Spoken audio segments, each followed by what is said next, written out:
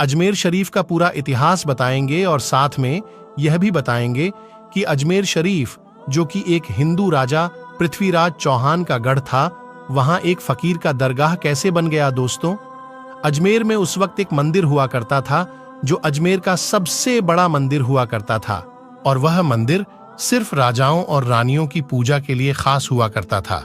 मंदिर के साथ ही एक तालाब था जिसका नाम अना सागर था। हिंदू उस तालाब के पानी को बहुत ही बरकत वाला, पवित्र समझते थे।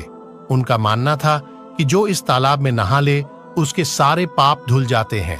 उस मंदिर में रात को इतने ज्यादा दिए जलाए जाते थे कि सिर्फ एक ही रात 3.5 मन तेल उन दियों में इस्तेमाल होता था।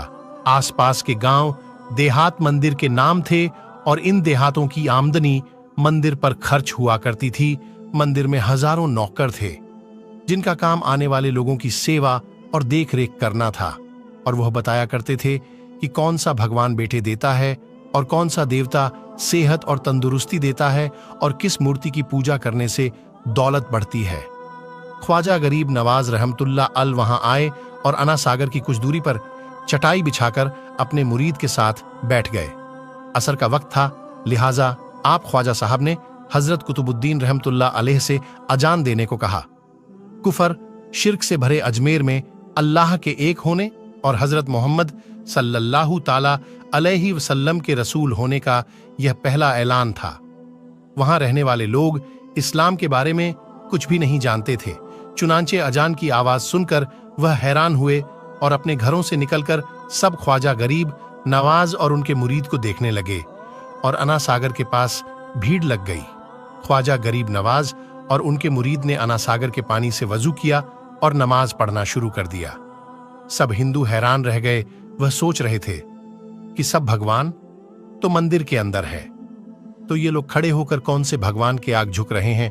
शाम हुई तो राजा के ऊंट जो दिन में चरने के लिए गए थे अपने चरवाहों के साथ वापस आने लगे। इत्तेफाक की बात थी कि जहां हजरत ख्वाजा गरीब नवाज बैठे थे वह जगह राजा के ऊंटों के बैठने की जगह थी। चरवाहों ने बाबा साहब से कहा कि ओ बाबा साहेब, यहां से उठिए, क्योंकि यह जगह राजा के ऊंटों के बैठने की जगह है।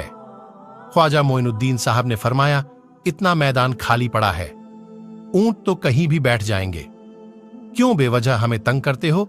वह लोग नहीं माने और मुसल्ला उठाकर इधर उधर करने लगे और ख्वाजा साहब से बदतमीजी करने लगे, और उन लोगों ने आखिरकार बहुत बदतमीजी से कहा कि यह राजा के ऊंटों के बैठने की जगह है और इधर राजा के ऊंट ही बैठेंगे, तुम लोग कहीं और अपना मुसल्ला बिछा लो। आखिरकार आप ख्वाजा साहब ने उठते हुए हजरत कुतुबुद्दीन से फरमाया, उठो कुतुबुद्दीन, ये कह रहे हैं कि ये ऊंटों के बैठने की जगह है, तो चलो मैं कहता हूं अब यहां सिर्फ ऊंट ही बैठेंगे। यह कहकर आप ख्वाजा साहब अपने साथियों समेत वहां से उठ गए, और अगली सुबह जब ऊंटों को चराने के लिए ले जाने का वक्त आया और चरवाहों ने ऊंटों को उठाना चाहा तो उन्हें पता चला कि ऊंट उठ ही नहीं पा रहे हैं। उन्होंने ऊंटों को मार मार कर जबरदस्ती उठाना चाहा, लेकिन वह बैठे ही रहे। चरवाहे परेशान हो गए कि जो ऊंट उनके एक इशारे पर उठ खड़े होते थे आज क्यों नहीं उठ रहे हैं। आखिरकार उन्हें याद आया कि कल उस बाबा ने कहा था कि चलो अब यहां ऊंट ही बैठे रहेंगे। लोग जमा होने शुरू हो गए। कोई कह रहा था कि फकीर कोई बड़ा जादूगर है, किसी का मानना था कि वह कोई भगवान का नया अवतार है। बात राजा पृथ्वीराज चौहान तक जा पहुंची कि एक मुसाफिर फकीर ने राजा के ऊंटों पर जादू कर दिया है। राजा ने हजरत ख्वाजा मोइनुद्दीन चिश्ती को खबर भेजा कि तुम कैसे फकीर हो जो बेजुबानों को बांध रखा है, ये बेचारे भूख और प्यास से मर जाएंगे, इसलिए मेहरबानी करके अपना जादू वापस ले लो। ख्वाजा साहब ने फरमाया, हम मुसलमान हैं और मुसलमान बद्दुआ नहीं करते और ना जादू करते हैं। ऊंट जिसके हुक्म से बैठे थे उसी के हुक्म से खड़े हो जाएंगे। अब जो जाकर चरवाहों ने ऊंटों को उठाया तो पहली बार में खड़े हो गए। गैर मुस्लिमों की दिलचस्पी इन मुसाफिरों में बढ़ने लगी। अब 5 वक्त की अजान होती और नमाज अदा की जाती। आखिरकार राजा तक यह बात पहुंच गई और उसको शिकायत की गई कि राजा साहब जो फकीर आए हुए हैं सब के सब मुसलमान हैं। 5 वक्त अजान देते हैं और हमारे पवित्र तालाब में हाथ मुंह धोकर गंदा करते हैं, हमारे धर्म के खिलाफ बातें भी करते हैं और कहते हैं कि यह मूर्तियां पूजने के लायक नहीं, ये तो सिर्फ एक पत्थर है, इसलिए इन्हें यहां से उठा लिया जाए। राजा पृथ्वीराज चौहान ने फकीरों को खबर भिजवाया कि तुम लोग गोश्त खाते हो, हमारे धर्म के खिलाफ बोलते हो और तो और हमारे पवित्र तालाब को अपने हाथ मुंह धोकर गंद करते हो, जो हम कतई बर्दाश्त नहीं कर सकते, इसलिए तुम्हारे लिए अच्छा होगा कि तुम यहां से चले जाओ। ख्वाजा साहब ने फरमाया, और भी तो दुनिया आती है, सिर्फ हमारे ही पानी लेने से आखिर क्या फर्क पड़ जाएगा। राजा कहने लगा, वह सब हमारे धर्म और हमारे मजहब के लोग हैं और तुम दूसरे धर्म के हो। आइंदा तुम लोगों ने तालाब को नापाक किया तो हम तुम लोगों पर सख्त कार्रवाई करेंगे। ख्वाजा साहब ने हजरत कुतुबुद्दीन रहमतुल्लाह अलैह से फरमाया, कुतुबुद्दीन, शायद यह लोग आइंदा हमारे पानी लेने पर कोई परेशानी खड़ी करेंगे, जाओ एक मश्क पानी ले आओ। हजरत ख्वाजा कुतुबुद्दीन बख्तियार काकी ने फरमाया, चलिए हम अपना प्याला भर लेते हैं। उन लोगों ने उनको प्याला भरने से मना कर दिया, लेकिन फिर बाद में जाकर वह लोग इस शर्त पर मान गए कि तुम्हारे जिस्म पानी से ना छुए तो हम यह प्याला तुमको भरने देंगे। मेरे दोस्तों, हजरत ख्वाजा कुतुबुद्दीन रहमतुल्लाह अलैह तालाब की पर जा बैठे और अपने प्याले को पानी में डुबो दिया। जब वह प्याला भर गया तो हजरत ख्वाजा कुतुबुद्दीन रहमतुल्लाह अलैह ने वह प्याला ऊपर खींच लिया।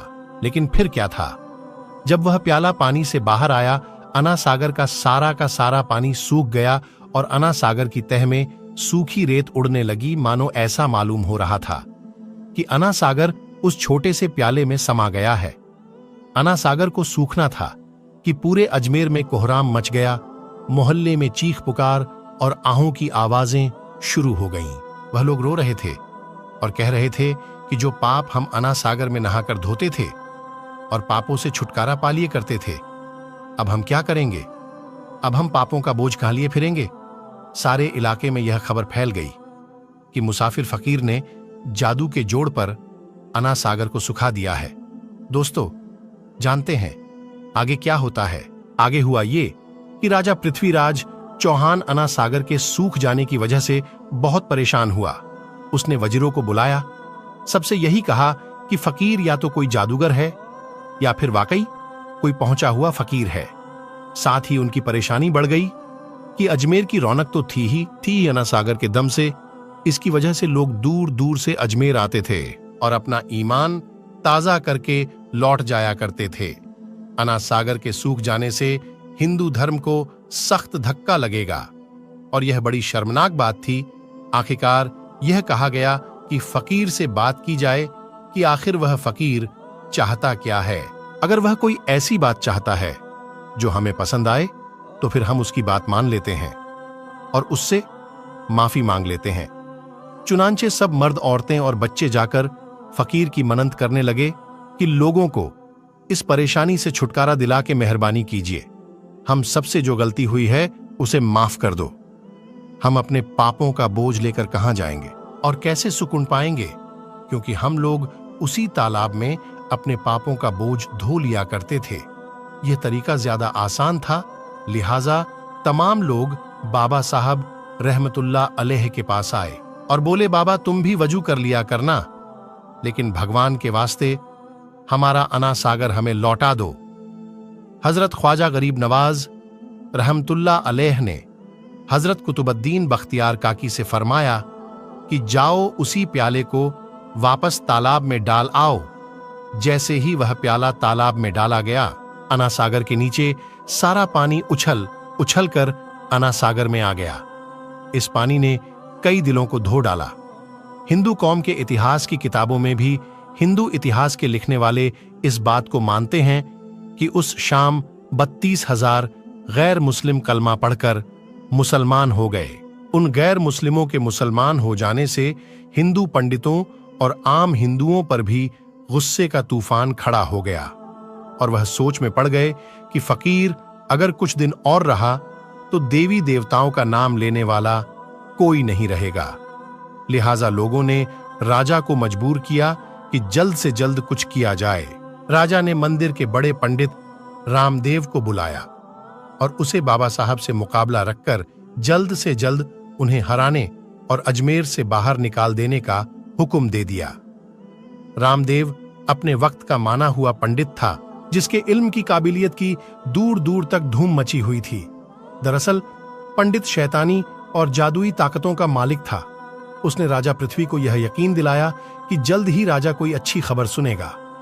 रामदेव बाबा ख्वाजा साहब रहमतुल्लाह अलैह के पास आया और उल्टे सीधे सवालात करना शुरू कर दिया। हजरत ख्वाजा गरीब नवाज ने फरमाया, खामोशी जरूरी है, इसलिए हजरत ख्वाजा रहमतुल्लाह अलैह खामोश रहे। जब रामदेव ने हद से बढ़कर शोर मचाना शुरू कर दिया तो हजरत ख्वाजा गरीब नवाज ने उसकी तरफ आंख उठाई और मुस्कुराकर फरमाया, रामदेव, तू शोर मचा रहा है और मैं तेरे माथे पर ईमान का नूर चमकता हुआ देख रहा हूं। बस इतना कहना था, न जाने क्या करिश्मा हुआ। देखते ही देखते बाबा रामदेव कदमों पर गिरा और रोते हुए बोला, बाबा साहब, जिस धर्म के आप हो उस धर्म में मुझे भी शामिल कर लो। सब लोग जो मुकाबला देखने आए थे सब हैरान हुए और बाबा रामदेव, जो बाबा को हराने आया था, खुद ही मुसलमान हो गया। इतिहास की किताबें भरी पड़ी हैं कि हजरत ख्वाजा गरीब नवाज वह इकलौते बुजुर्ग हैं जिन्होंने 90 लाख गैर मुस्लिमों को मुसलमान किया। सदियां बीत गईं, लेकिन आज भी ख्वाजा गरीब नवाज का डंका वैसे ही बज रहा है। सुभान अल्लाह। दोस्तों, वीडियो अच्छी लगी तो लाइक और सब्सक्राइब कर दीजिए और अपना बहुत ख्याल रखिएगा। अल्लाह हाफिज।